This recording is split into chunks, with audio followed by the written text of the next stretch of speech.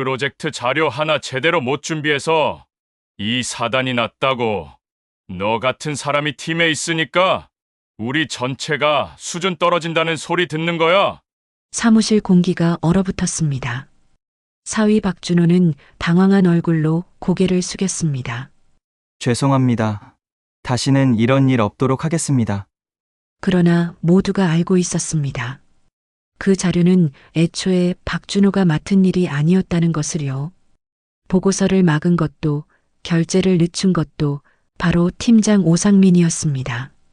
하지만 그는 교묘하게 책임을 준호에게 뒤집어 씌우며 자신의 권위를 과시하고 있었습니다. 오상민은 비웃듯 소리쳤습니다. 말로만 주의하면 뭐해? 여기 있는 직원들 앞에서 제대로 사과해. 무릎 꿇고 말이야. 회의실은 정적에 잠겼고 수십 명 동료들의 시선이 준호에게 꽂혔습니다.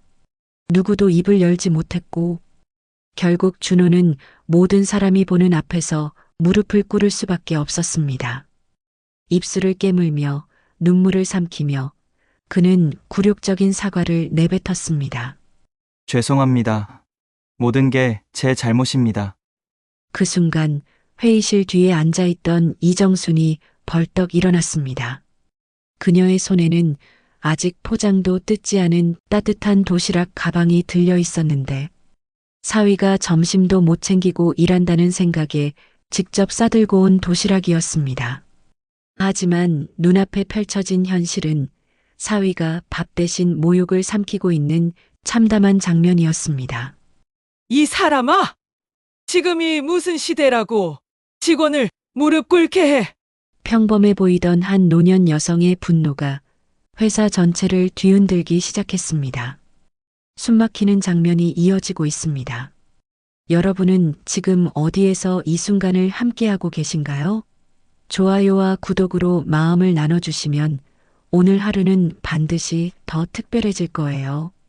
그날도 평소와 다름없는 하루였어요. 아침에 일어나 냉장고를 열어봤는데 채소 몇 입과 김치 한 통뿐이더라고요. 혼자 차려 먹자니 귀찮고 허전했지만 그래도 밥솥에 있던 찬밥을 데워 대충 김치랑 달걀 프라이 하나 붙여서 식탁에 앉았어요. 숟가락을 드는데 문득 사위 박준호 생각이 났습니다. 아침마다 아이 챙기랴, 출근 준비하랴, 아마 오늘도 허겁지겁 밥 한 숟가락도 못 넘기고 뛰어나갔을 거예요. 우리 딸은 해외 근무로 나가 있고 사위 박준호는 혼자 아이를 키우며 회사까지 다니고 있어요. 얼마나 힘들까 싶어서 가끔 안부 전화를 하곤 했는데 최근 들어 목소리가 많이 지쳐 있더라고요. 어머니, 괜찮습니다. 그냥 일이 좀 많아서요. 전화할 때마다 힘없는 목소리로 대답하는 준호의 목소리를 들으며 이게 단순히 업무량 때문만은 아니라고 느꼈습니다. 하지만 사위가 먼저 말하지 않는데 제가 캐묻기도 그렇고 그저 몸 챙기라는 말밖에 해줄 수 없었죠. 그날 아침 평소보다 일찍 시장에 갔습니다. 준호가 좋아하는 나물들을 하나하나 정성스레 골랐어요. 시금치, 콩나물, 도라지. 손끝으로 고르면서도 마음은 괜히 무거워졌습니다. 집으로 돌아와 부엌에 섰습니다. 채소를 다듬고 양념을 맞추며 손끝으로 묻히면서도 계속 준호의 얼굴이 떠올랐습니다. 도대체 무슨 일이 있길래 저렇게 지쳐 있을까? 사위이지만 이제는 우리 가족인데 혼자서 뭔가 힘든 일을 겪고 있는 것 같은데도 제가 도와줄 방법을 몰랐다는 게 늘 마음에 걸렸습니다. 그래서 이번엔 결심했어요. 이번에는 꼭 직접 갖다 줘야겠다. 평소엔 택배로 보내거나 준호가 집에 들렀을 때 챙겨주곤 했지만 오늘만큼은 직접 만나서 얼굴을 보고 싶었습니다. 혹시 제가 도울 수 있는 일이 있을지도 모르잖아요. 반찬을 다 만들고 나니 오후 2시쯤이었어요.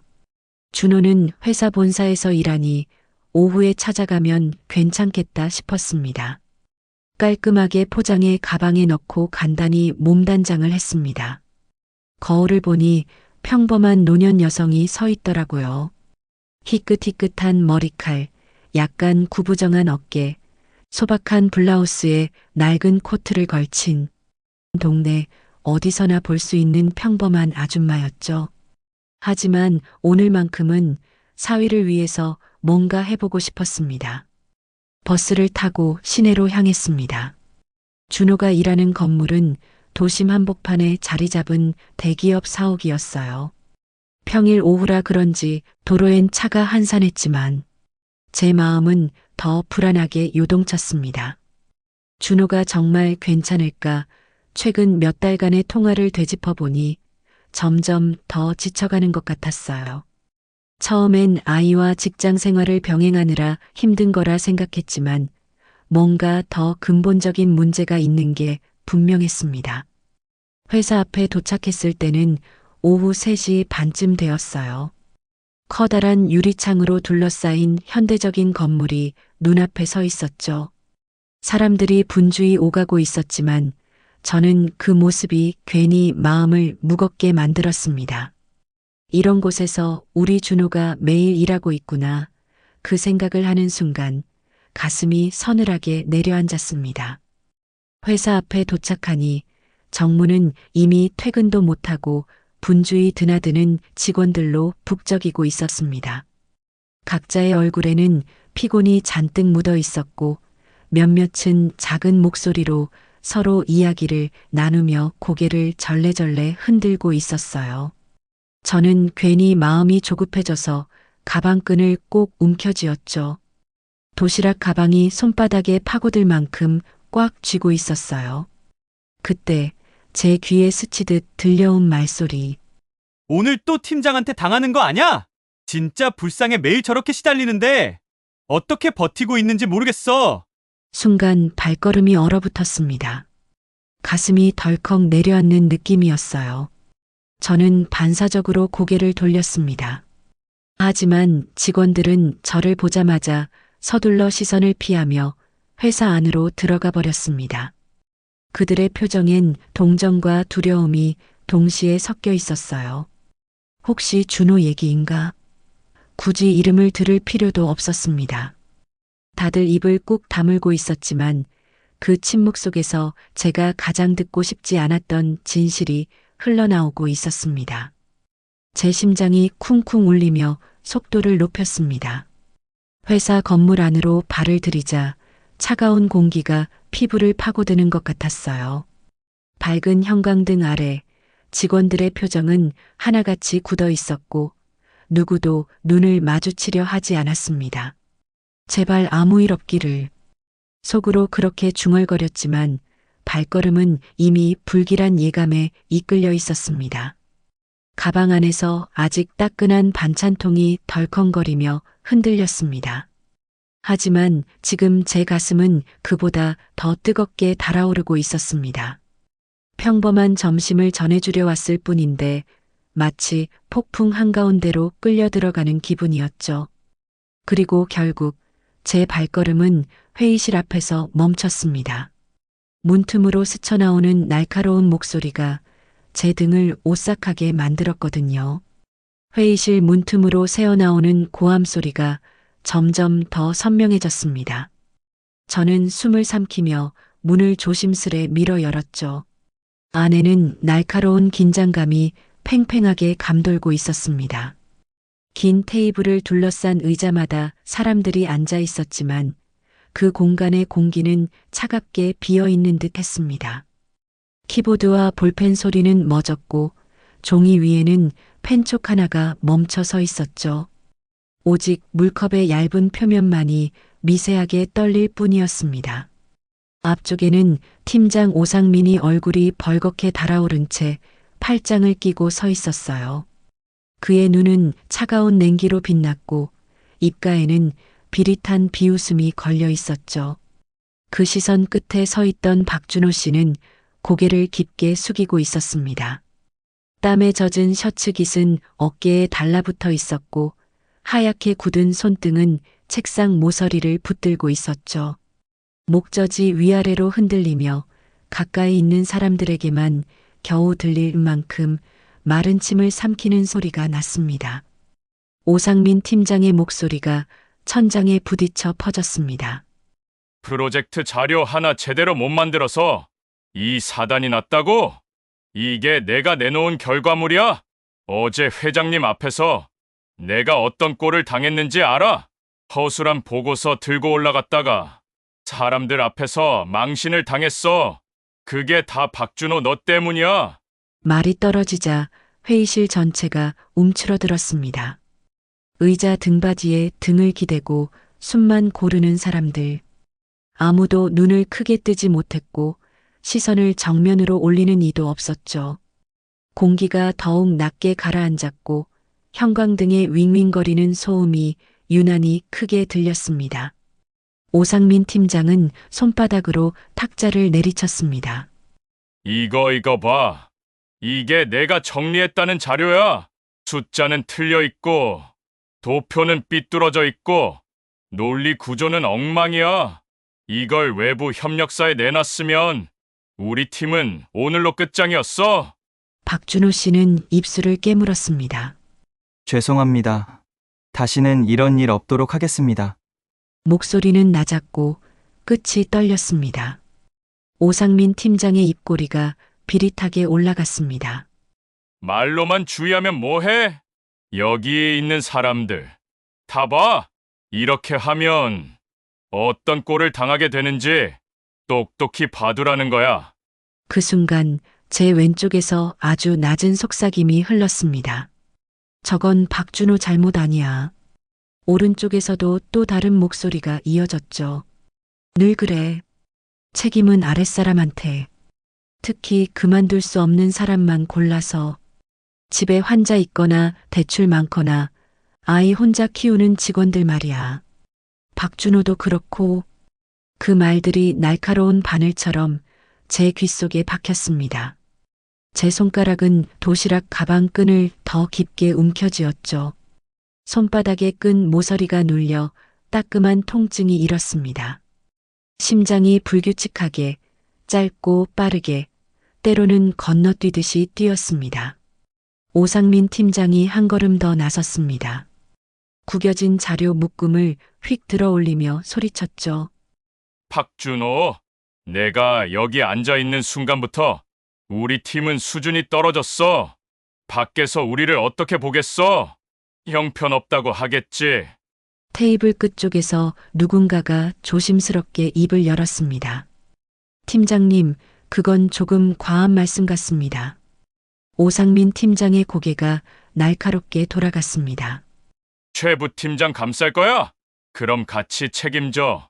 최 부팀장의 입술이 굳었고 고개가 내려갔습니다. 그때 다른 쪽에서 숨죽인 목소리가 흘렀습니다. 어젯밤에야 준호한테 자료 줬다면서 정리만 하라고. 맞아. 틀린 숫자도 위에서 내려온 거라던데. 제 등줄기를 한기 같은 것이 훑고 지나갔습니다. 박준호 씨의 어깨가 더 아래로 내려앉았고 귓불이 발갛게 달아올랐죠. 오상민 팀장이 말했습니다. 진짜 미안하다면 진심을 보여줘야지. 다들 보는 앞에서 무릎 꿇고 사과해. 회의실이 숨을 멈췄습니다. 모든 소리가 한순간 멀어졌죠. 박준호 씨가 천천히 의자를 밀었습니다. 무릎이 바닥에 닿는 둔탁한 소리가 좁은 공간을 울렸습니다. 그는 고개를 바닥에 내리꽂았습니다. 죄송합니다. 모든 게 제 잘못입니다. 몇 사람의 숨이 가늘게 새어나왔습니다. 그때 제 손에서 도시락 가방이 빠져나가 바닥에 툭 떨어졌습니다. 통 안에 반찬통들이 부딪히며 낮게 울렸죠. 김 냄새, 참기름 냄새가 미약하게 퍼졌습니다. 집의 냄새였습니다. 이 잔혹한 공간에 너무도 어울리지 않는 다정한 냄새였습니다. 왼편에서 다시 속삭임이 이어졌습니다. 회장님한테 혼나서 저렇게 화풀이 하는 거야. 항상 약한 사람들만 골라. 반항 못하는 사람들. 그 말이 칼처럼 제게 다가왔습니다. 제 손가락이 떨리다 주먹으로 웅크려졌습니다. 손톱이 손바닥을 파고들며 따끔한 통증이 올라왔죠. 심장이 쿵하고 크게 치고 이어서 잔잔한 파문처럼 떨림이 가슴을 가득 채웠습니다. 오상민 팀장이 고개를 들어 회의실을 훑었습니다. 다들 봤지? 잘못하면 이렇게 되는 거야. 회사는 놀이터가 아니다. 그 말이 끝나자마자 제 몸이 먼저 움직였습니다. 의자가 뒤로 밀리며 끼익 소리를 냈고 모든 시선이 동시에 저에게로 향했습니다. 저는 가슴에서 끓어오르는 것을 억누르지 않았습니다. 제 목소리가 터져 나왔죠.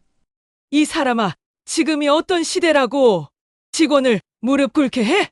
내 잘못을 왜 남한테 뒤집어 씌워? 오상민 팀장의 눈이 가늘게 좁혀졌습니다. 누구시죠? 박준호는 잘못이 없소. 어젯밤에 자료를 넘겨준 사람이 누굽니까? 틀린 숫자가 어디서 왔는지 당신이 더 잘 알지 않소? 여기 앉은 사람들, 당신이 무서워서 입 다물고 있는 것뿐이라는 걸 다 알고 있단 말이오. 오상민은 비웃듯 입꼬리를 올렸습니다. 가족이구만. 회사 내부 일에 외부인이 끼어드는 건 예의가 아니죠. 이건 교육입니다. 지금 소리 높인다고 달라질 게 있습니까? 백도 없으면서. 그 말이 회의실 안에 떨어지는 순간 공기가 얼어붙었습니다. 뒷배경 그 한마디는 곧 너는 아무 힘도 없고 아무것도 할 수 없다라는 모욕이었습니다. 회의실 안 직원들의 얼굴이 굳어갔습니다. 누군가는 주먹을 무릎 위에서 꼭 쥐었고 누군가는 눈을 질끈 감으며 치욕을 삼켰습니다. 박준호는 여전히 무릎을 꿇은 채 얼굴을 들지 못한 채 어깨가 떨리고 있었습니다. 저는 심장이 터질 듯 요동쳤습니다. 속은 불에 던져진 듯 뜨겁게 끓어올랐습니다. 참으려 했지만 목소리가 터져 나왔습니다. 당장 그 직원 일으켜 세우세요. 제 목소리는 분노에 떨렸지만 최대한 침착을 지키려 했습니다. 오상민이 제 말을 듣고 코웃음을 쳤습니다. 저를 위아래로 훑으며 눈빛에 노골적인 얕봄을 담았습니다. 아, 저 직원 아시는 분이세요? 가족분인가 보네요. 그의 입가에는 비웃는 미소가 걸려 있었습니다. 네, 제 사위입니다. 그런데 직장에서 어떻게 사람을 이렇게 대할 수 있습니까? 제가 단호하게 말하자 오상민은 여유롭게 웃음을 흘렸습니다. 아, 그러셨군요. 하지만 이건 우리 회사 내부 문제입니다. 외부인이 개입할 일은 아닌 것 같은데요. 그 말투는 마치 당신이 뭘 할 수 있겠냐는 듯 했습니다. 회의실 직원들 몇몇이 고개를 끄덕이며 제 말에 동조하는 눈빛을 보냈습니다. 누구나 상황이 잘못됐다는 걸 알고 있었지만 직접 말할 용기는 내지 못하고 있었습니다. 저는 다시 목소리를 높였습니다. 내부 문제라고요? 모든 직원이 보는 앞에서 사람을 무릎 꿇리는 게 내부 문제입니까? 순간 공기가 흔들렸습니다. 그러나 오상민의 눈빛은 차갑게 식어갔습니다. 여사님, 나이도 있으신데 모르는 일에 끼어들지 마세요. 말투가 완전히 바뀌었습니다. 이제는 노골적인 무시였습니다. 이 직원이 실수를 했으니 사과하는 겁니다. 당연한 거 아닙니까? 제가 반박했습니다. 실수했으면 말로 사과하면 되는 거 아닙니까? 왜 무릎을 꿇어야 합니까? 오상민은 짧게 웃음을 터뜨렸습니다.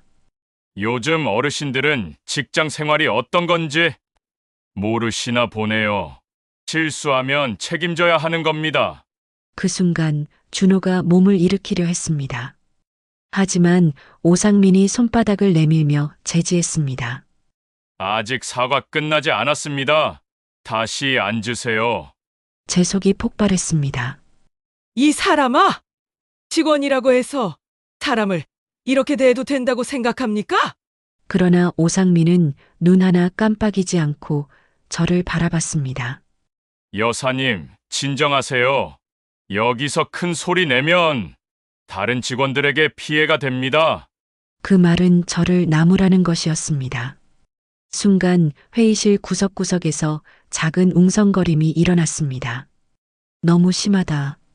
저건 아닌데 몇몇 직원들이 고개를 끄덕였지만 오상민은 아랑곳하지 않았습니다. 오히려 더 비아냥대며 말을 이어갔습니다. 여사님, 정말 모르시나 봅니다. 요즘 세상이 어떤 세상인데 백도 없으면서 여기서 큰 소리 치십니까? 그 말이 떨어지는 순간 회의실이 조용해졌습니다. 백, 뒷배경, 그는 대놓고 말했습니다. 돈과 권력이 없는 집안은 무시해도 된다. 직원들의 눈빛이 동시에 저를 향했습니다. 모두가 숨을 죽이며 그 말의 잔인함을 곱씹고 있었습니다. 옆에 있던 한 여자 직원의 눈에서 눈물이 흘러내렸습니다. 다른 직원은 고개를 떨군 채 손을 떨고 있었습니다. 박준호의 어깨는 무겁게 처져 있었고 눈은 붉게 충혈돼 있었습니다. 오상민의 입에서 마지막 비웃음이 새어나왔습니다. 그런 집안은 이 회사에서 설 자리가 없습니다. 알겠습니까? 순간 박준호의 눈가에서 눈물이 흘러내렸습니다. 억울함, 분노, 치욕이 한꺼번에 터져나왔습니다. 회의실 공기는 무겁게 가라앉았고 숨조차 크게 쉴 수 없었습니다. 그런데 오상민은 거기서 끝나지 않았습니다. 눈매를 가늘게 좁히더니 차갑게 말했습니다. 그리고 이 직원, 오늘부로 해고입니다. 필요 없어요. 뭐라고요? 박준호가 깜짝 놀라며 고개를 번쩍 들었습니다. 옆에 있던 최 부팀장이 급히 말렸습니다. 팀장님, 그건 너무합니다. 오상민은 손을 내저으며 단호했습니다.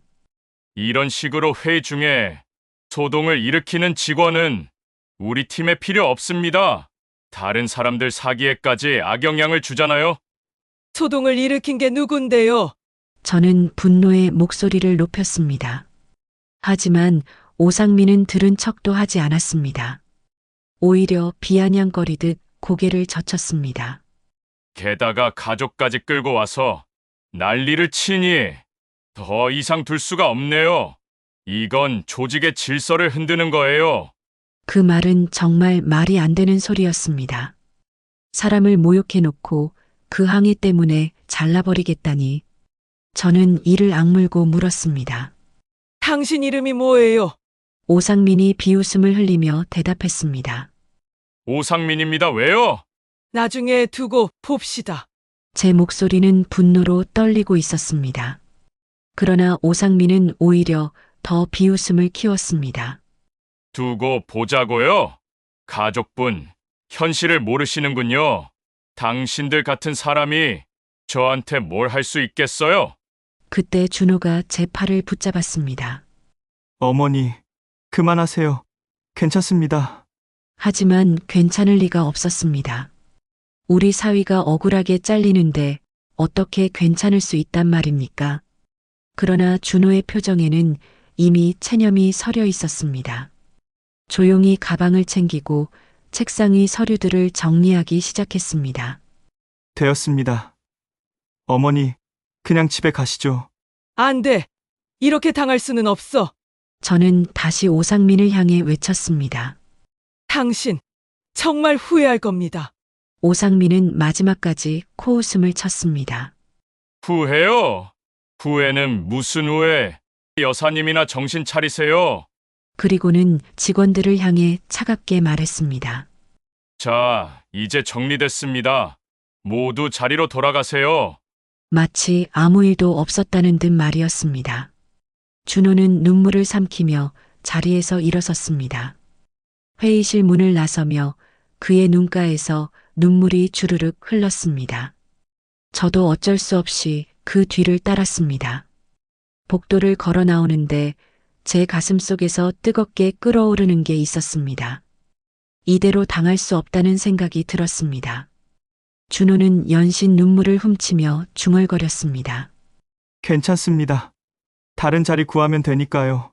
그러나 저는 고개를 저었습니다. 아니, 이건 괜찮은 일이 아니야. 저 인간은 분명 다른 직원들에게도 똑같은 짓을 하고 있을 거다. 누군가는 막아야 한다. 준호가 놀란 눈빛으로 저를 바라봤습니다. 제가 갑자기 발걸음을 멈췄기 때문입니다. 어머니, 저는 숨을 깊게 들이마신 뒤 낮게 말했습니다. 잠깐만 기다려. 제 목소리는 낮았지만 더는 물러서지 않겠다는 단단한 울림이 담겨 있었습니다. 준호가 당황스러운 눈빛으로 저를 바라봤습니다. 어머니, 그냥 가요. 이러다 더 큰일 납니다. 하지만 저는 발걸음을 돌렸습니다. 복도를 따라 다시 회의실 쪽으로 향했습니다. 준호는 당황해 따라오며 애타게 말렸습니다. 어머니, 제발 괜찮습니다. 다른 자리 구하면 되니까요. 아니야. 저는 단호하게 고개를 저었습니다. 이건 자리를 구하는 문제가 아니야. 사람의 존엄이 짓밟힌 거다. 그리고 내가 아니라 저 인간이 책임져야 할 일이다. 준호의 발걸음이 멈칫했습니다. 그는 무언가 말하려 했지만 제 얼굴에 서린 결심을 보고는 결국 입술을 꾹 다물었습니다.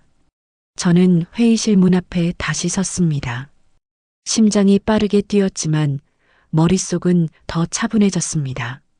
주머니 속에서 휴대전화를 꺼내 들고 곧장 한 번호를 눌렀습니다. 사장실이죠? 이정순입니다. 잠시 회의실로 내려와 주시겠습니까? 그 짧은 통화가 끝나자 준호는 놀란 듯 저를 바라봤습니다. 어머니, 방금 뭐라고 하셨어요? 사장실이라고요? 저는 그를 향해 미소 아닌 미소를 지었습니다. 준호야, 이제 알게 될 거다. 왜 내가 쉽게 물러날 수 없는지, 그리고 왜 저들이 감히 너를 무릎 꿇린 게 단순한 일이 아닌지. 잠시 뒤 무겁게 닫혔던 회의실 문이 다시 열렸습니다. 그리고 그 순간부터 회의실 안의 공기는 완전히 달라지기 시작했습니다. 직원들은 서로 눈치를 보며 웅성거렸고 오상민은 피식 웃으며 고개를 저었습니다. 여사님, 지금 장난하십니까? 이 정도 일로 사장님을 직접 부른다고요? 말도 안 되는 소리 좀 하지 마시죠. 그 비웃음은 대놓고 저를 조롱하는 듯 했습니다. 마치 당신이 뭘 할 수 있냐라는 말처럼 들렸습니다. 하지만 저는 눈 하나 깜빡이지 않고 똑바로 그를 바라봤습니다. 곧 알게 될 겁니다. 이게 장난인지 아닌지. 짧은 정적 뒤 회의실 문이 열렸습니다. 검은 양복에 단정한 넥타이를 맨 비서가 들어왔고 그 뒤로 회사 사장 장재훈이 직접 모습을 드러냈습니다. 순간 회의실은 술에 불을 붙인 듯 술렁였습니다. 직원들은 깜짝 놀라 의자에서 반쯤 일어나거나 눈을 크게 뜨며 서로를 바라봤습니다. 이 작은 회의실에 회사 최고 경영자가 직접 발을 들일 줄은 누구도 상상하지 못했기 때문이었습니다. 이정순 여사님! 정말 여기 계셨습니까? 사장의 목소리에는 놀람과 함께 깊은 존중이 배어 있었습니다. 모두의 시선이 제게 꽂혔습니다. 여사님을 이렇게 회의실에서 뵐 줄은 몰랐습니다. 말씀만 하셨으면 직접 찾아뵀을 텐데요. 그 한마디에 회의실은 다시 큰 파문에 휩싸였습니다. 직원들은 서로를 쳐다보며 수군거렸습니다. 여사님? 설마 그럼 진짜 그분이야? 창업자 동업자 가문이라는 웅성거림 속에서 오상민의 얼굴빛이 서서히 질려갔습니다. 아까까지만 해도 여유롭게 웃던 입꼬리는 굳어붙었고 눈동자가 심하게 흔들렸습니다. 저는 천천히 사장을 향해 고개를 끄덕였습니다. 그리고 직원들을 향해 낮지만 단단한 목소리로 말했습니다. 그래요. 나는 이 회사의 주주입니다. 내 남편 박태수가 이 회사를 창업할 때 함께했던 동업자의 아내고 지금도 3대 주주로 이름을 올리고 있죠. 오늘은 그냥 사위 도시락을 전해주러 왔을 뿐입니다. 그런데 제 눈앞에서 사위가 무릎을 꿇고 모욕을 당하는 광경을 보게 될 줄은 몰랐습니다. 회의실은 얼음장처럼 굳어 있었습니다. 직원들의 눈빛에는 놀람과 동시에 안도의 빛이 번졌습니다. 이제야 모든 게 이해됐던 겁니다. 왜 사장이 직접 달려왔는지, 왜 모두가 저를 여사님이라고 부르는지. 저는 다시 오상민을 향해 고개를 돌렸습니다. 아까 뭐라고 했었죠? 백이 없는 사람은 회사에서 설 자리가 없다고 했나요? 오상민은 아무 대답도 하지 못했습니다. 입술만 달싹거렸고 식은땀이 이마에 맺혀 흘렀습니다. 저는 천천히 그의 앞까지 걸어 나갔습니다. 발걸음 하나하나에 회의실 공기가 요동쳤습니다. 내가 바로 그 백입니다. 사장 장재훈이 한 발 앞으로 나서며 단호하게 말했습니다. 오상민, 팀장, 오늘 일은 내가 직접 보고받겠습니다. 그리고 이정순 여사님께 무릎 꿇고 사과하십시오. 지금, 당장! 회의실이 찢어질 듯 술렁였습니다. 오상민은 입술을 달싹이며 간신히 말했습니다. 죄송합니다. 그러나 그의 목소리는 너무 작고 힘이 없었습니다. 마치 억지로 짜낸 듯한 말. 누구도 진심이라 믿을 수 없는 그 한마디에 회의실 안은 오히려 더 무겁게 가라앉았습니다. 저는 고개를 천천히 저었습니다. 아니요. 그건 사과가 아닙니다. 직원들의 시선이 일제히 저와 오상민에게 꽂혔습니다. 숨소리조차 삼키는 정적 속에서 제 목소리만 울렸습니다. 아까 본인께서 뭐라고 하셨죠? 말로만 주의하면 뭐하냐? 무릎 꿇고 제대로 보여줘라고 하지 않았습니까? 그게 당신이 말한 진정성 있는 사과의 방식이었죠? 회의실이 술렁였습니다. 직원들의 눈빛이 오상민에게 몰렸고 몇몇은 고개를 끄덕였습니다. 그들은 모두 똑똑히 기억하고 있었습니다. 방금 전까지 준호에게 했던 모욕적인 명령을. 그럼 이제 물어보겠습니다. 저는 오상민을 똑바로 바라봤습니다. 사과를 해야 할 사람은 누구입니까? 당신이 말한 대로라면 무릎을 꿇어야 하는 쪽은 박준호가 아니라 바로 당신 아닙니까? 공기가 갈라지듯 회의실은 술렁거렸습니다. 직원들의 얼굴에 드디어 분노와 억눌린 울분이 스쳐갔습니다. 누군가는 주먹을 꽉 쥐었고 누군가는 두 눈을 붉힌 채 고개를 끄덕였습니다. 오상민의 얼굴이 창백하게 질려갔습니다. 식은땀이 이마를 타고 흘러내렸고 그의 무릎은 눈에 띄게 떨리고 있었습니다. 하지만 그는 끝내 버텼습니다. 그건 직원 교육 차원에서 교육이요? 제가 단호히 끊었습니다. 교육이라면 잘못된 자료를 준 본인이 책임지는 게 먼저 아닙니까? 그런데 남에게 떠넘기고 무릎을 꿇게 하는 게 교육입니까? 회의실 구석에서 작은 목소리가 흘러나왔습니다. 맞습니다. 박준호 씨 잘못 아니었습니다. 어제 자료 오류 다들 알잖아요. 또 다른 직원이 용기를 내어 말했습니다. 정정 요청을 드렸는데 팀장님이 반영하지 않으셨잖아요. 그 순간 억눌려 있던 공기가 터지듯 웅성거림이 번졌습니다. 직원들의 눈빛이 이제는 공포가 아닌 연대로 번져나가고 있었습니다. 저는 다시 오상민을 향해 말을 이었습니다. 당신, 아까는 이 자리에 모두를 교육한다고 했습니다. 좋습니다. 지금이야말로 진짜 교육의 순간입니다. 사람을 무릎 꿇게 한 게 어떤 의미인지 이제 본인이 직접 보여주시죠. 사람들의 시선이 오상민에게 꽂혔습니다. 그는 고개를 숙인 채 입술을 깨물었지만 더는 버틸 수 없었습니다. 무겁게 떨리는 그의 무릎이 천천히 바닥에 내려앉기 시작했습니다. 죄송합니다. 그의 목소리는 갈라지고 있었습니다. 누구에게 사과합니까? 제가 물었습니다. 박준호 씨에게.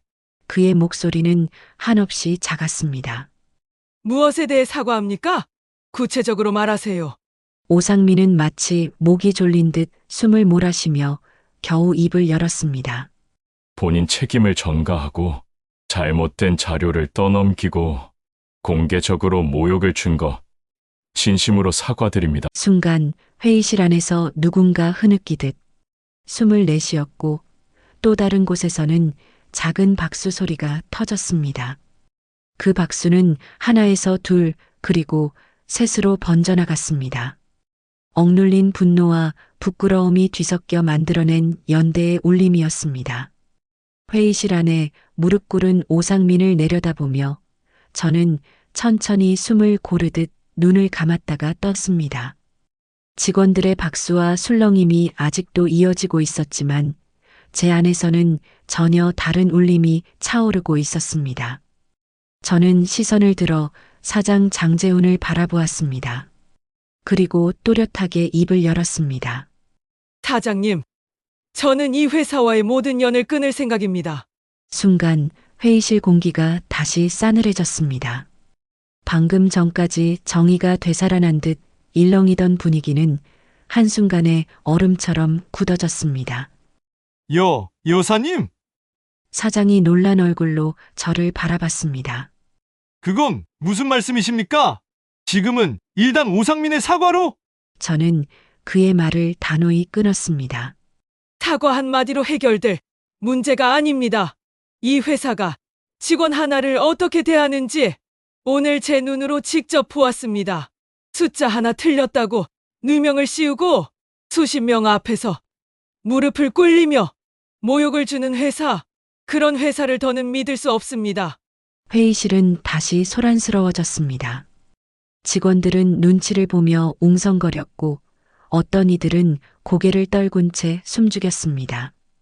오상민은 여전히 바닥에 무릎을 꿇고 있었지만 그 얼굴은 더 창백해지고 있었습니다. 사장은 다급하게 손을 내저으며 말했습니다. 여사님, 잠시만 진정하시지요. 오늘 일은 분명 잘못된 일이었고 저 역시 책임을 통감합니다. 하지만 여사님과 같은 주주께서 이 회사와의 연을 끊으신다면 그 여파는 너무도 큽니다. 저는 차갑게 고개를 저었습니다. 저에게 중요한 건 여파가 아닙니다. 신뢰입니다. 사람을 사람답게 대하지 않는 회사라면 아무리 매출이 크고 이름이 알려져 있어도 결국 무너질 수밖에 없지요. 오늘 그 사실을 나는 이 자리에서 확인했습니다. 순간 누군가의 숨소리가 크게 들렸습니다.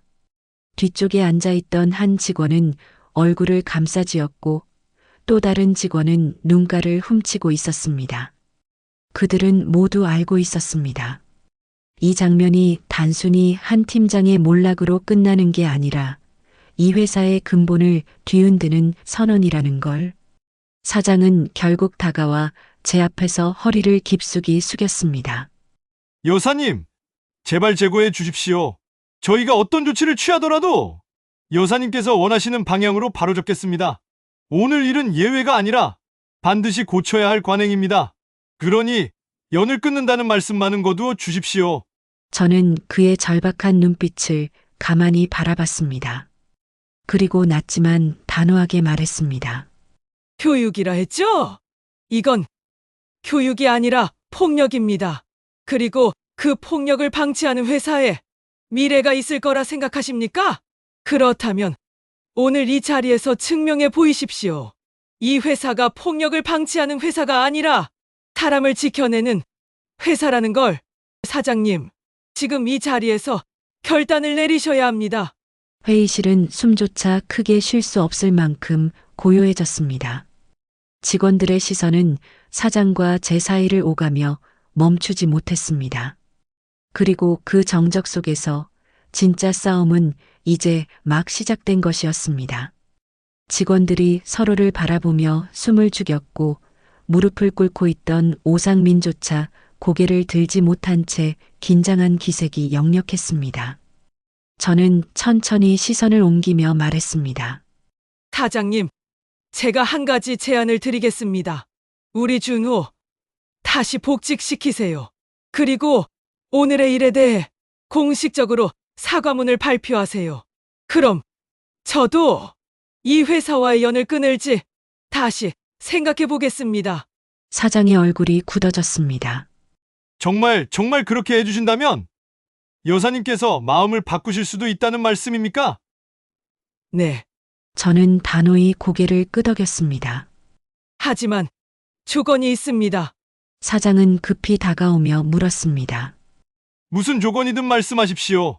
저는 또렷하게 목소리를 높였습니다. 앞으로 다시는 직원들을 이런 식으로 모욕하거나 폭력을 교육이라 포장하는 일이 있어서는 안 됩니다. 그리고 오늘처럼 한 사람을 희생양 삼아 짓밟는 일이 반복되지 않도록 모든 직원들 앞에서 공개 사과하십시오. 순간 회의실 안의 공기가 무겁게 흔들렸습니다. 직원들의 눈빛 속에는 놀람과 동시에 안도의 기색이 서려 있었습니다. 그들은 모두 알고 있었습니다. 이 순간이 회사의 방향을 바꾸는 분기점이 될 수 있다는 걸. 사장은 깊은 숨을 내쉬더니 결국 고개를 끄덕였습니다. 알겠습니다. 여사님 말씀대로 하겠습니다. 박준호 씨는 즉시 복직 조치하겠습니다. 그리고 오늘의 일에 대해서는 공식적으로 사과문을 내고 전 직원 앞에서 제가 직접 사과하겠습니다. 그 순간 회의실 안에서 박수 소리가 터져 나왔습니다. 처음엔 조심스럽게, 그러나 곧 큰 울림으로 번져갔습니다.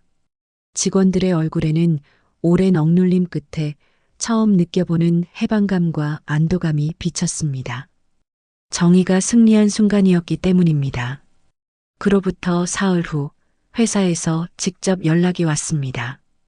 본사에서 이번 사건과 관련해 저를 직접 찾아뵙겠다는 연락이었습니다. 본사 회의실에서 정식으로 자리를 마련하겠다는 내용이었죠. 어머니, 괜찮으시겠어요? 준호가 걱정스러운 얼굴로 물었습니다. 그는 여전히 지난날의 모욕과 압박에서 완전히 벗어나지 못한 표정이었지만 그 눈빛은 조금 달라져 있었습니다. 그 속에는 다시 일어설 용기와 희망이 깃들어 있었으니까요. 저는 준호의 어깨에 손을 얹으며 미소 지었습니다. 괜찮다. 준호야, 우리가 잘못한 게 없으니까. 진실은 언제나 하나다. 결국 드러나게 돼 있다. 약속 시간에 맞춰 본사에서 김성호 전무라는 분이 찾아왔습니다. 정중한 인상의 50대 중반 남성이었는데 표정은 상당히 무거웠습니다. 그는 회의실 문을 열자마자 곧장 제 앞에 와 깊숙이 인사했습니다. 안녕하십니까, 이정순 여사님. 저는 본사 경영총괄을 맡고 있는 김성호 전무입니다. 먼저 이번 일로 인해 여사님과 여사님의 가족분께 큰 불편과 충격을 끼쳐드린 점 진심으로 사과드립니다. 그의 목소리는 단호했지만 동시에 깊은 반성이 담겨 있었습니다. 주변에 있던 직원들도 고개를 들지 못한 채 숨죽이고 있었습니다.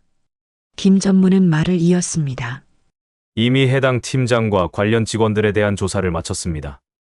그리고 본사 차원에서 엄중한 조치를 취했음을 알려드립니다. 제가 눈을 가늘게 뜨고 물었습니다. 어떤 조치를 취하셨습니까? 그는 주저하지 않고 답했습니다. 오상민 팀장은 즉시 해임 조치했습니다. 그리고 이번 사태를 방조한 관리 책임을 물어 해당 부서의 차상위 간부들도 인사위원회에 회부했습니다. 회의실 안이 순간 술렁였습니다. 직원들은 서로를 바라보며 긴장했고 일부는 안도하는 듯 숨을 내쉬었습니다.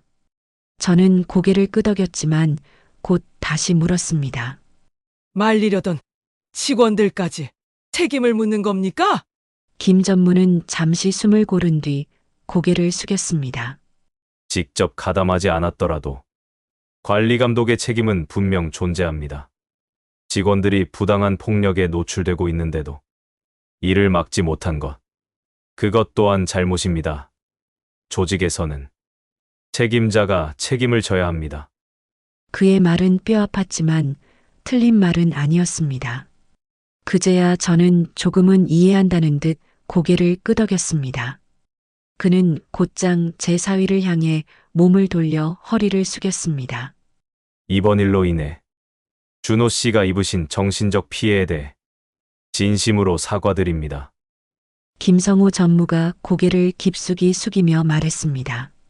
그의 목소리에는 형식적인 사과가 아닌 진심 어린 무게가 담겨 있었습니다. 잠시 숨을 고른 그는 다시 고개를 들고 말을 이었습니다. 그리고 몇 가지 조치를 제안드리고자 합니다. 회의실 안의 시선이 일제히 전무에게 쏠렸습니다.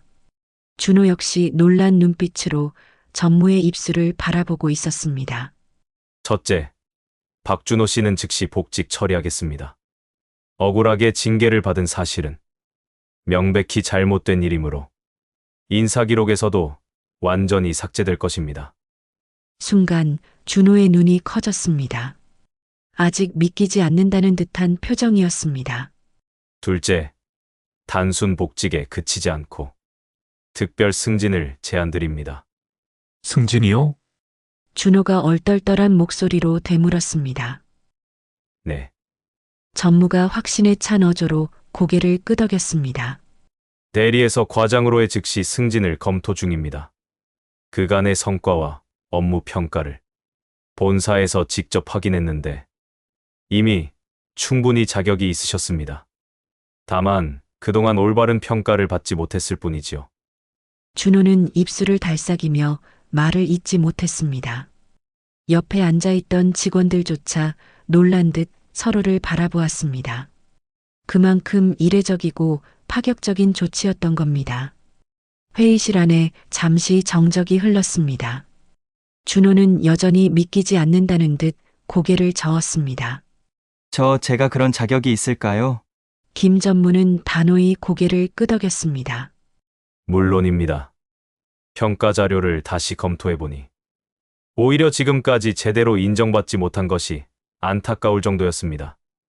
그 말에 준호의 눈가가 붉어졌습니다. 그동안의 억울함과 모욕, 그리고 참았던 눈물이 복받쳐 오르는 듯 했습니다. 저는 조용히 그의 어깨 위에 손을 얹었습니다. 들었지? 이제야 제대로 평가받는 거야. 그리고 마지막으로 한 가지 더 부탁이 있습니다.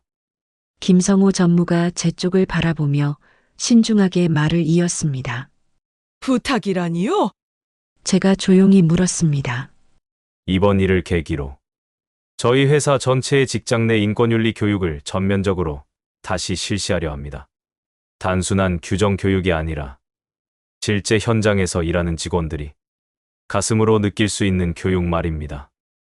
여사님께서 직접 한번 강연을 해 주실 수 있겠습니까? 순간 회의실이 술렁였습니다. 직원들의 시선이 일제히 제게 쏠렸습니다.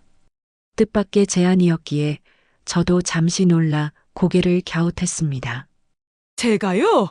제가 무슨 강연을 할 수 있겠습니까? 그러자 전무는 단호히 고개를 저었습니다. 오늘 여사님이 보여주신 행동 하나가 그 어떤 교재나 이론보다도 강력한 메시지를 전했습니다. 고객이자 주주로서 또 한 가정의 어른으로서 직접 경험하신 이야기를 말씀해 주신다면 직원들에게 큰 울림이 될 겁니다. 저는 잠시 생각에 잠겼습니다. 억울하게 무릎 꿇은 사위의 얼굴, 침묵으로 고개를 떨구던 직원들의 눈빛이 스쳐갔습니다. 그리고 오늘 이 자리를 계기로 다시는 이런 폭력이 반복되지 않기를 바라는 마음이 치밀어 올랐습니다. 좋습니다. 제가 고개를 끄덕였습니다. 다른 직원들이 오늘 같은 일을 겪지 않도록 막을 수 있다면 기꺼이 제 목소리를 내겠습니다. 그 말에 전무의 표정이 한결 밝아졌습니다. 정말 감사합니다. 여사님께서 해주신다면 우리 직원들에게 큰 힘이 될 겁니다. 그 후 일주일 뒤 본사 강당에는 수백 명의 직원들이 모였습니다. 저는 연단에 서서 조용히 마이크를 잡았습니다. 그리고 담담히 그러나 또렷하게 말했습니다. 교육이라면서 사람을 무릎 꿇린 그날의 장면을 저는 아직도 잊을 수 없습니다. 그건 교육이 아니라 폭력이었습니다. 회사가 사람을 지켜주지 못한다면 그 회사는 아무리 숫자가 커도 무너질 수밖에 없습니다. 강당은 숨소리조차 조심스러울 만큼 고요해졌습니다. 직원들의 눈빛은 진지했고 어떤 이는 고개를 끄덕이며 메모를 하고 있었습니다. 강연이 끝나자 젊은 직원 몇 명이 제게 다가와 인사했습니다. 여사님 말씀 가슴에 깊이 새기겠습니다. 저희도 가끔 비슷한 일을 겪었지만 항상 참고 넘어갔거든요. 앞으로는 더 용기를 내겠습니다. 그 반응을 보니 오늘의 싸움이 헛되지 않았음을 느낄 수 있었습니다. 사위 준호 역시 본사로 발령을 받아 새로운 출발을 했고 특별 승진한 뒤에는 한층 당당하고 자신감 넘치는 모습이 되었습니다. 어머님, 정말 고맙습니다. 어머님 아니었으면 아니다. 나는 당연한 일을 했을 뿐이다. 저는 짧게 대답했지만 속으로는 누구보다도 뿌듯했습니다. 우리 가족을 그리고 이 회사를 지켜낼 수 있었으니까요. 최율라 전 부팀장은 정직 3개월을 받고 다른 부서로 발령이 났습니다. 그 후 제게 정중한 사과 편지를 보내왔습니다. 한자 한자 꾹꾹 눌러 쓴 글씨 속에서 진심이 느껴졌습니다. 이번 일로 많은 걸 배웠습니다. 앞으로는 부하 직원들을 더 따뜻하게 대하고 절대 침묵하지 않겠습니다. 몇 달 후 우연히 회의 자리에서 그를 다시 마주쳤을 때 예전과는 전혀 다른 사람이 되어 있었습니다. 표정은 한결 부드러워졌고 말투도 진중했습니다. 그는 머리를 숙이며 다시 한번 말했습니다. 여사님, 이번 일 덕분에 제가 달라질 수 있었습니다.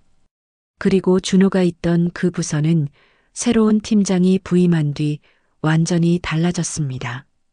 직원들의 얼굴에는 웃음이 늘었고 서로를 존중하는 분위기 속에서 성과도 눈에 띄게 좋아졌습니다. 사람을 존중하는 문화가 곧 회사의 힘이 된다는 걸 모두가 몸소 느끼게 된 겁니다. 결국 모든 게 좋은 방향으로 흘러갔습니다. 정의가 바로 세워졌고 잘못된 관행은 하나둘씩 사라져갔습니다. 그 모든 일이 마무리된 지 한 달쯤 지났을 무렵 뜻밖의 소식이 들려왔습니다. 해외 지사에서 근무 중이던 제 딸 민서가 급히 귀국한다는 연락이었습니다. 엄마, 제가 모든 얘기를 들었어요. 민서는 공항에서 곧장 집으로 와서는 제 앞에 무릎을 꿇었습니다. 그 눈에 눈물이 가득 맺혀 있었습니다. 무슨 소리를 하는 거냐, 민서야? 제가 놀라 대묻자 민서는 떨리는 목소리로 말했습니다. 준호 오빠한테 다 들었어요. 어머니가 어떻게 우리 가족을 지켜주셨는지, 제가 해외에서 아무것도 모른 채 일만 하고 있었던 게 너무 죄송해요. 그제야 알았습니다. 민서가 그동안 왜 전화를 걸어올 때마다 목소리에 힘이 없었는지, 가족이 힘들어하는 걸 곁에서 지켜주지 못했다는 죄책감이 그녀를 괴롭히고 있었던 겁니다. 저는 민서의 손을 꼭 잡아주며 말했습니다. 그건 내 탓이 아니다. 누구나 각자의 자리가 있는 거다. 내가 거기서 열심히 일한 것도 결국은 가족을 위한 거였으니까. 민서는 눈물을 닦으며 고개를 저었습니다. 아니요, 전 몰랐어요. 엄마가 이 회사의 주주라는 것도, 그리고 그렇게 오랜 시간 아무도 모르게 우리를 지켜주고 계셨다는 것도. 엄마, 정말 존경합니다. 저는 짧게 웃으며 고개를 저었습니다. 민서야, 난 그저 당연한 일을 했을 뿐이다. 가족이 힘들어하는데 어떻게 가만히 있을 수 있겠니? 민서가 고개를 떨군 채 떨리는 목소리로 말했습니다. 엄마, 제가 해외에서 일한다는 핑계로 정작 가장 중요한 걸 놓치고 있었어요. 제 남편이 그런 모욕을 당하고 있었는데 아내인 제가 아무것도 모르고 있었다니 그게 너무 미안하고 스스로 한심해요. 민서는 평소에 가족을 많이 챙기는 아이였는데 이번만큼은 스스로를 원망하는 듯 했습니다. 엄마, 그동안 제가 너무 철이 없었어요. 엄마가 어떤 분인지도 몰랐고요. 엄마도 회사 지분을 그렇게 많이 가지고 계시면서도 평소에 검소하게 사시고 가족들한테도 단 한 번도 자랑하지 않으셨잖아요. 그리고 정말 필요한 순간 준호 씨를, 우리 가족을 지켜주셨고요. 민서는 흐느끼듯 말을 이었습니다. 사실 저는 그게 당연한 일이라고 생각했어요. 가족이 힘들어하는데 지켜주는 건 당연한 거니까요. 그런데 엄마가 어떤 마음으로 버텨오셨는지 이제야 알 것 같아요. 저는 조용히 고개를 끄덕였습니다. 민서는 한숨을 내쉬며 말을 이었습니다. 그리고 그 지분이 어떻게 유지된 건지도 알았어요. 엄마, 예전에 아버지가 아프셨을 때 그 돈을 쓰실 수도 있었잖아요. 그런데 끝까지 손도 안 대고 그냥 두셨죠. 그래. 제가 낮게 대답했습니다. 내 아버지가 살아계실 때 그러셨단다. 나중에 아이들 필요할 때 쓰라고. 그 돈은 정말 급한 일이 있을 때만 쓰라고 하셨지. 그리고 평범하게 살라고. 늘 그 말만 남기셨어. 제 목소리가 떨렸습니다. 그때가 바로 그 정말 급한 일이었던 거야. 우리 가족의 명예와 존엄이 무너질 뻔한 순간이었으니까. 민서는 눈가를 훔치며 고개를 끄덕였습니다. 맞아요. 엄마? 이제 저도 알겠어요. 잠시 후 민서는 결심한 듯 제 앞에 앉아 단호하게 말했습니다. 엄마, 저 이제 해외 근무 정리하고 한국으로 돌아올게요. 왜? 거기서 일 잘하고 있다면서. 제가 의아한 듯 물었습니다. 아니에요. 이제는 가족이 더 중요해요.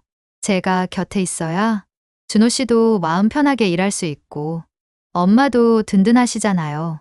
이번 일을 겪으면서 알았어요. 제가 있어야 할 자리는 바로 여기 가족 곁이에요. 그 순간 준호가 고개를 숙이며 울먹였습니다. 민서야, 내가 그렇게 말해주니 고맙다. 더는 혼자가 아니구나.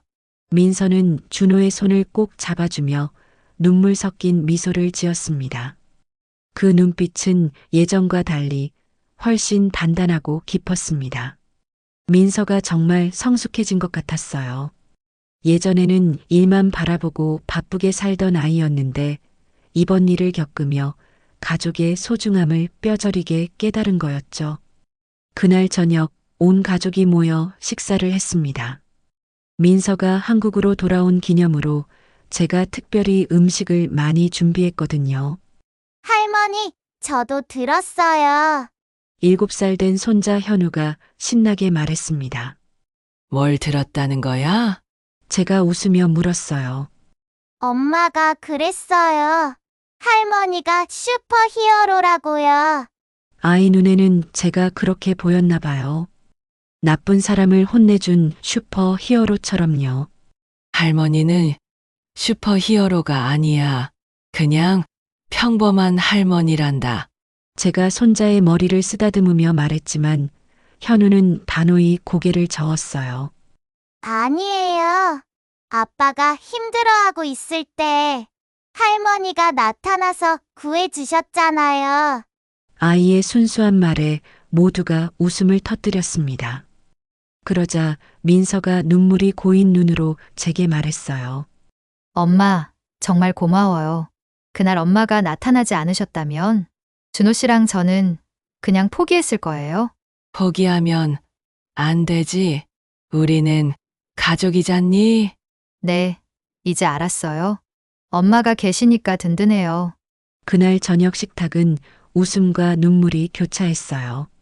식사를 하면서 그동안 있었던 일들을 나누었고 민서는 처음 듣는 이야기들에 계속 놀라워했습니다. 엄마, 그런데 그 회사 지분은 어떻게 하실 거예요? 이렇게 큰 지분을. 민서가 조심스럽게 물었습니다. 글쎄다. 그냥 두려 한다. 필요하면 쓰고 아니면 그대로 두고 말이지. 사실 저는 그 지분에 크게 욕심이 없었어요. 이미 꼭 필요할 때 썼으니까 충분했거든요. 하지만 준호가 고개를 들어 말했습니다. 그래도 뭔가 의미 있는 일에 쓰면 좋을 것 같아요. 예를 들어, 직장에서 괴롭힘 당하는 사람들을 돕는 재단 같은 데에 후원한다든지요. 그 제안이 나쁘지 않았습니다. 그것도 좋겠구나 생각해보마. 그때 민서가 조심스레 말을 이었습니다. 엄마, 내가 본사에서 일하면서 알게 된 건데, 다른 부서나 지점에도 비슷한 문제가 있어요. 여전히 예전 방식으로 직원들을 다루는 관리자들이 많아요. 다들 힘들어하는데도 모르는 척 하더라고요. 저는 고개를 끄덕였습니다. 그래. 그럼 그것부터 바꿔보자. 이미 한 곳을 바로잡았는데 다른 것도 못할 이유가 없지 않겠니? 내가 내부 사정을 잘 아니까 큰 도움이 될 거다. 좋은 생각이에요. 엄마? 민서가 맞장구 쳤습니다. 저도 돕겠습니다. 준호도 결심한 듯 말했어요. 직장 문화 개선 쪽은 제가 직접 겪은 일이니까 누구보다 제대로 할 수 있을 겁니다. 그렇게 우리 가족은 새로운 프로젝트를 시작했습니다. 직장 내 괴롭힘을 뿌리 뽑고 건강한 직장 문화를 만드는 일. 몇 달 후 우리는 작은 재단을 설립했어요. 건강한 직장 만들기 재단이라는 이름이었죠. 제가 가진 회사 지분의 일부를 정리해 출연한 것이었습니다. 민서는 재단에서 상담 업무를 맡았고 준호는 교육 자료를 준비하며 기업 강연을 다녔습니다. 저는 명예이사장이라는 이름으로 가끔 강단에 서서 경험을 나눴습니다. 할머니, TV에 나왔어요. 어느 날 현우가 신나서 달려왔습니다. 재단 활동이 뉴스에 소개된 것이었죠. 할머니가 진짜 유명해졌어요. 하지만 저는 유명해지려고 이 일을 한 게 아니었어요. 그저 필요한 일을 했을 뿐이었거든요. 1년이 흐른 뒤 재단을 통해 도움을 받은 사람들이 100명을 넘어섰습니다. 부당한 대우를 받던 사람들이 용기를 내어 목소리를 낼 수 있도록 도왔던 거였죠. 엄마 덕분에 정말 많은 분들이 도움을 받고 있어요. 민지가 보고서를 건네며 말했어요. 특히 젊은 직장인들 사이에서 반응이 커요. 이정순 여사님 같은 든든한 뒷배가 있어서 용기를 낼 수 있다는 분들이 많더라고요. 뒷배라 제가 웃자 준호가 덧붙였어요. 실제로 인터넷에서는 장모님을 정의의 장모님이라고 부르더군요. 평범한 주부셨는데 가족과 정의를 지켜내신 이야기가 많은 사람들에게 감동을 준 거예요. 저는 그 말을 듣고 잠시 고개를 숙였습니다. 사실 저는 여전히 평범한 엄마이자 장모라고 생각했거든요. 그저 해야 할 일을 했을 뿐인데 이렇게까지 번질 줄은 몰랐습니다. 그런데 그날 뜻밖의 연락이 왔습니다. 오상민 전 팀장이 저를 찾아오고 싶다고 한 겁니다. 엄마, 정말 만나시겠어요? 민지가 걱정스러운 얼굴로 물었지만 저는 고개를 끄덕였어요. 그래. 만나보자. 뭔 할 말이 있나 보지. 약속 장소에서 마주한 오상민은 예전과는 완전히 달라져 있었습니다. 거만하고 오만하던 모습은 사라지고 초라할 정도로 풀이 죽은 얼굴이었죠. 여사님 아니, 어르신, 그가 깊이 고개를 숙이며 말했어요. 저 사과드리려고 왔습니다. 이미 그때 무릎 꿇고 사과했잖소. 제가 단호히 말했지만 그는 고개를 저으며 대답했습니다. 아니었습니다. 그때는 진심이 아니었어요. 그냥 상황 때문에 어쩔 수 없이 한 사과였죠. 하지만 지금은 다릅니다. 제가 얼마나 많은 사람들을 상처 주고 살아왔는지 이제야 깨달았습니다. 그는 숨을 고르고 다시 말했습니다. 용서를 바라는 건 아닙니다. 제가 한 짓은 용서받을 수 없으니까요. 다만 기회를 주실 수 있을까요? 다시 시작할 기회를요? 재단에서 봉사라도 하면서 제가 저지른 잘못을 조금이라도 갚고 싶습니다. 그의 눈빛은 흔들림이 없었습니다. 진심이 느껴졌죠. 정말이요? 제가 물었고 그는 단호히 고개를 끄덕였습니다. 네, 저 같은 사람이 다시는 나오지 않도록 제 경험을 알리고 싶습니다. 저는 잠시 생각하다가 고개를 끄덕였습니다. 좋소 하지만 조건이 있네. 진심으로 해야 하네. 치료하려는 마음이라면 당장 그만두게. 네, 명심하겠습니다. 그렇게 오상민은 재단 활동에 합류했습니다. 처음에는 사람들이 의심의 눈초리를 보냈지만 시간이 흐르며 그의 진심을 인정하기 시작했습니다.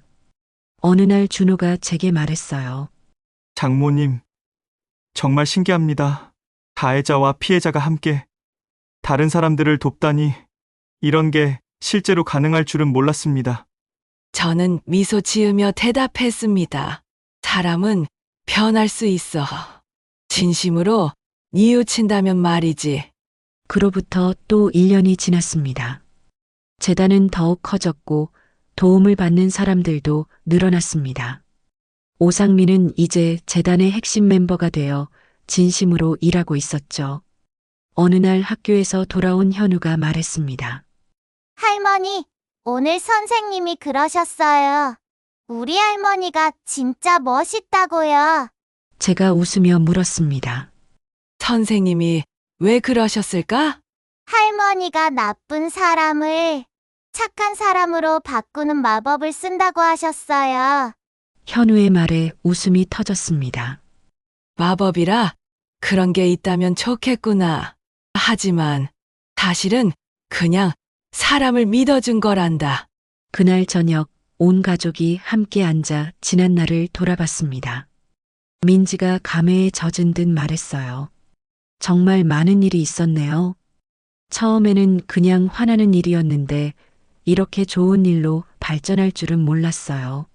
모든 일에는 의미가 있는 법이지. 제가 말하자 준호도 고개를 끄덕였어요.